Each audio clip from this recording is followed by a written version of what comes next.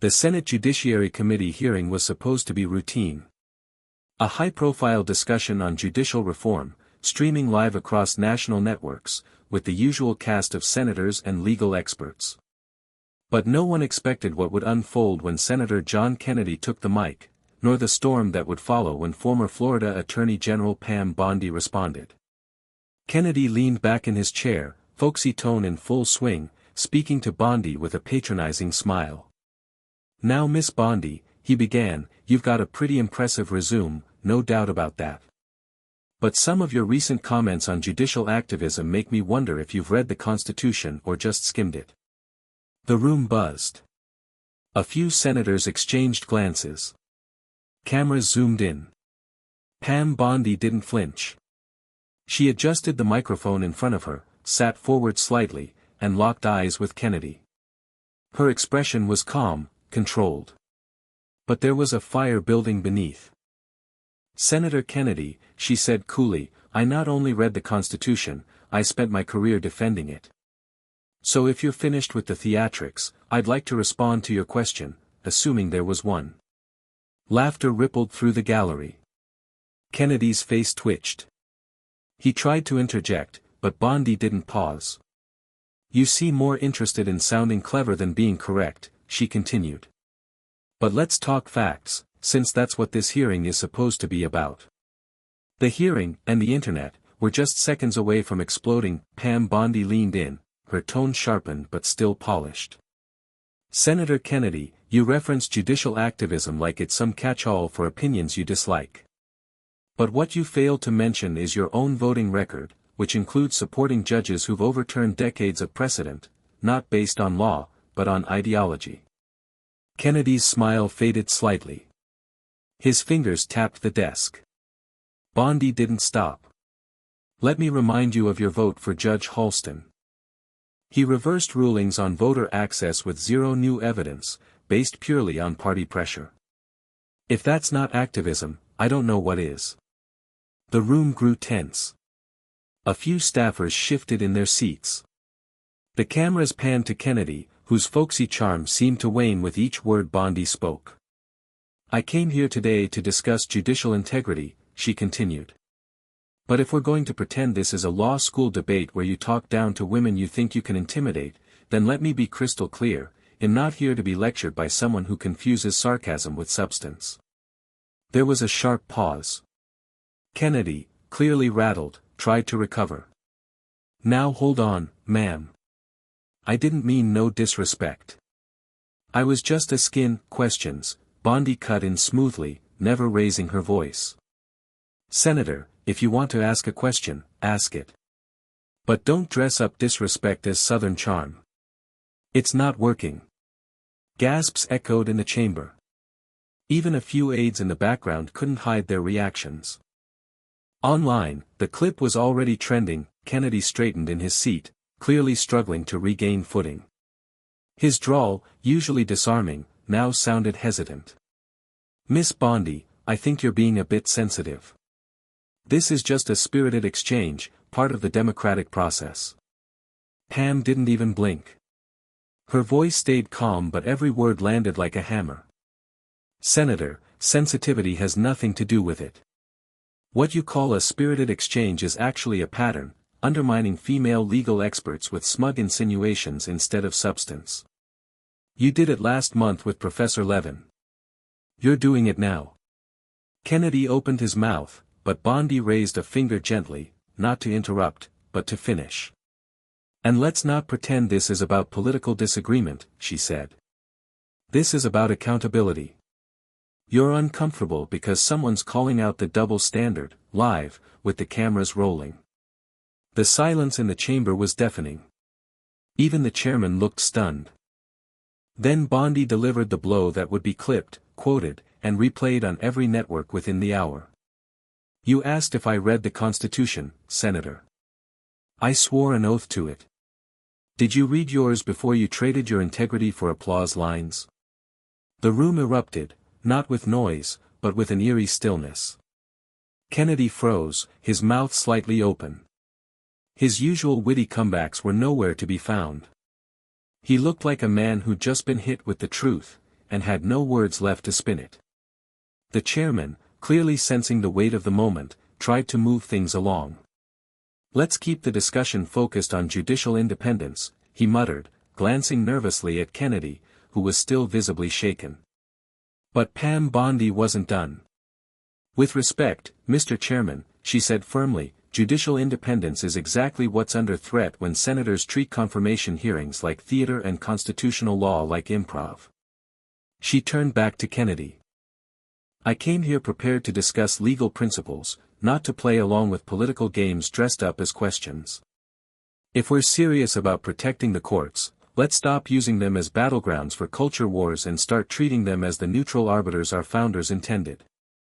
There was no shouting. No dramatics. Just sharp, composed fury.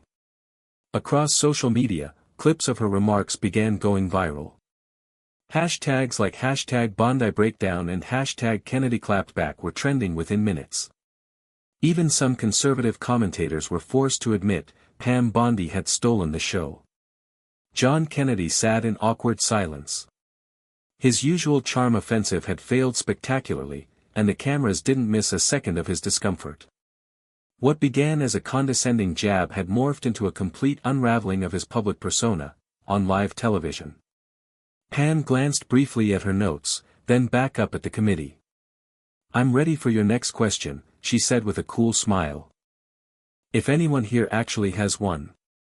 The hearing continued, but the tone was completely different now. What followed was a rare shift in tone from the entire panel.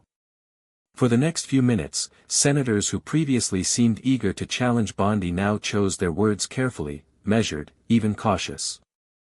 Senator Whitehouse spoke next, offering an actual policy question about judicial ethics, and Bondi responded with precision and legal depth. The room, still carrying the electricity of the earlier exchange, listened attentively. Meanwhile, John Kennedy sat stiffly, arms crossed, his trademark smirk nowhere to be found. Occasionally he scribbled notes, but he didn't speak again for the remainder of the session. Outside the chamber, the fallout was already mounting. CNN and Fox News both cut into their coverage with breaking analysis. One anchor declared, "That was one of the most brutal political takedowns we've seen in a hearing this year." Bondi was razor sharp, and Kennedy looked completely out of his depth. Even late-night hosts were prepping monologues. Back in the committee room, Bondi ended her statement by looking straight into the camera. "To the American people watching," she said, "we deserve leaders who prioritize facts over performance. And we should never allow condescension to replace debate, especially when the stakes are this high." A subtle message, but everyone knew who it was aimed at. The chairman gavelled the hearing to a close a short time later. As the members began gathering their things, a few senators nodded respectfully at Bondi. One even whispered, "Well done." Kennedy didn't make eye contact as he exited. Outside the chamber, the media frenzy had already begun. Pam Bondi exited calmly through the front, surrounded by a wall of reporters shouting questions. She paused just long enough to deliver one final statement that would echo across every major outlet: "I didn't go in there to embarrass anyone. I went in there to defend the law and the truth. If someone felt humiliated, maybe it's time they reflect, not deflect." Meanwhile, Senator Kennedy quietly slipped out a side exit. No interviews. No press statement. Just a brief glance toward the cameras before ducking into a black sedan. That night, every major network replayed the moment Bondi confronted him. Pundits debated whether Kennedy's reputation had taken a permanent hit. Some said he'd bounce back. Others said the humiliation was too public, too undeniable.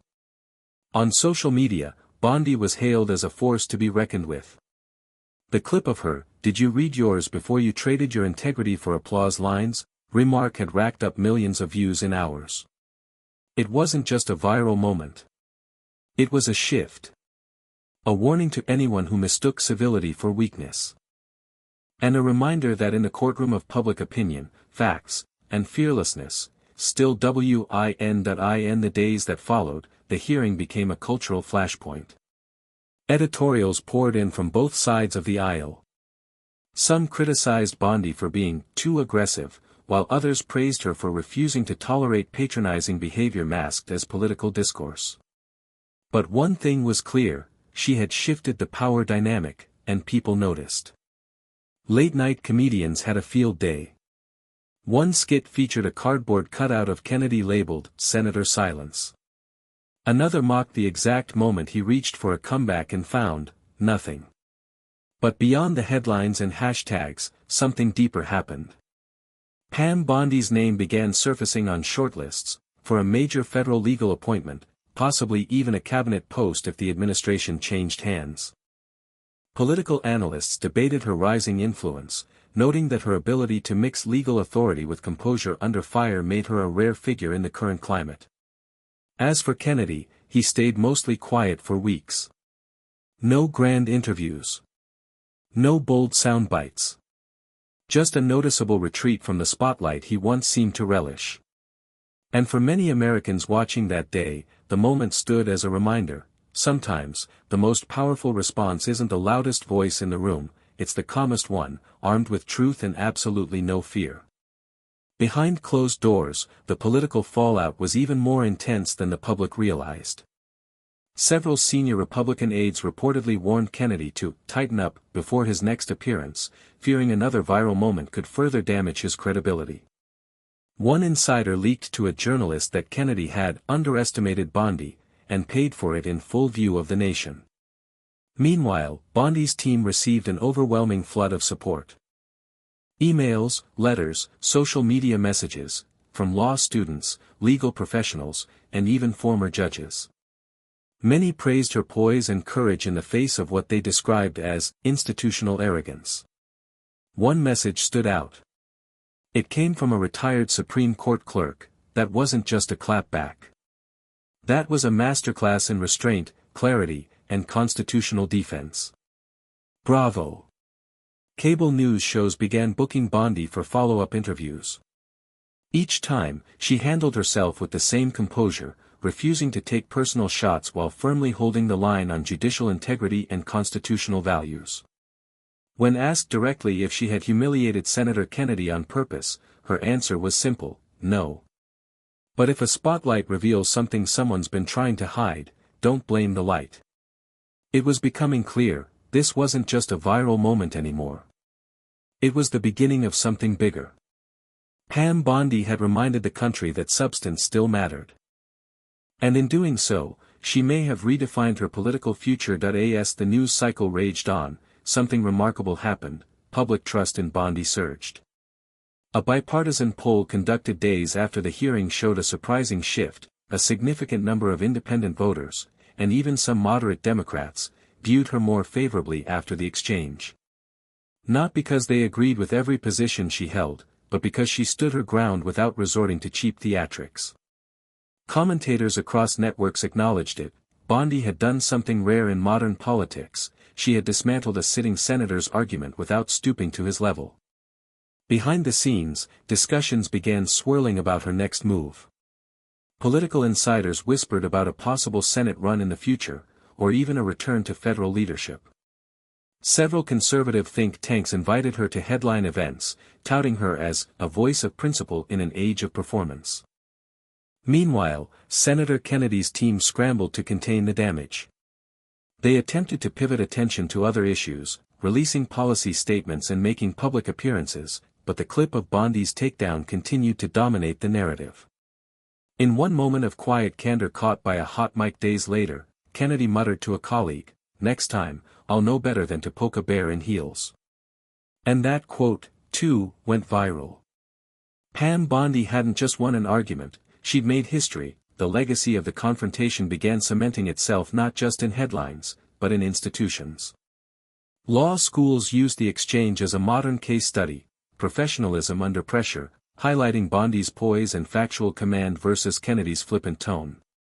One professor remarked, "This is how you win a room without raising your voice. Every student needs to study it." At political conferences, her name was spoken with new weight. She wasn't just a former attorney general anymore, she had become a symbol of unshakable resolve. Offers poured in, book deals, speaking engagements, even private sector legal positions at firms that once wouldn't return a call. Pam declined most of them.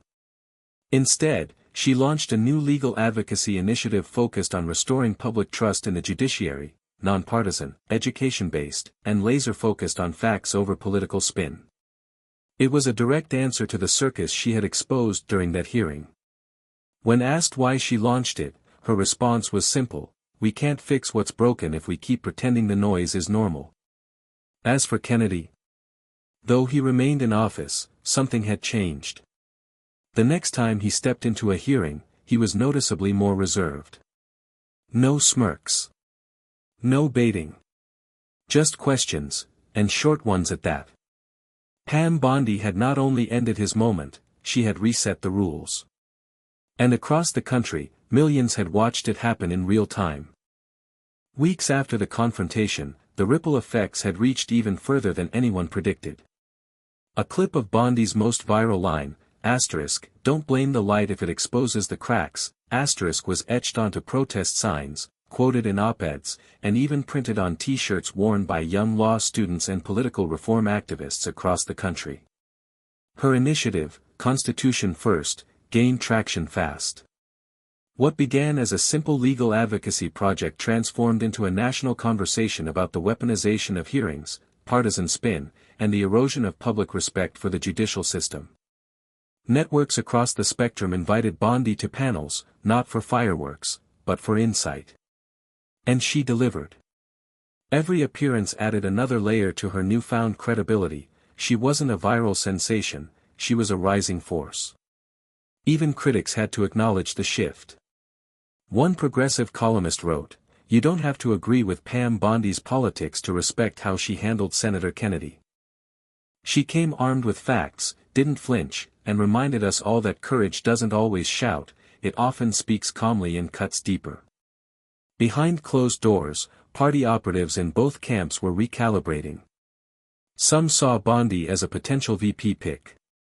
Others worried she might become a future Senate opponent too formidable to beat. And John Kennedy? He returned to Capitol Hill. But his interactions during hearings became shorter. Sharper. Void of his usual charm. The swagger was gone. It hadn't just been a bad day, it had redefined his political persona. Pam Bondi hadn't aimed to humiliate him.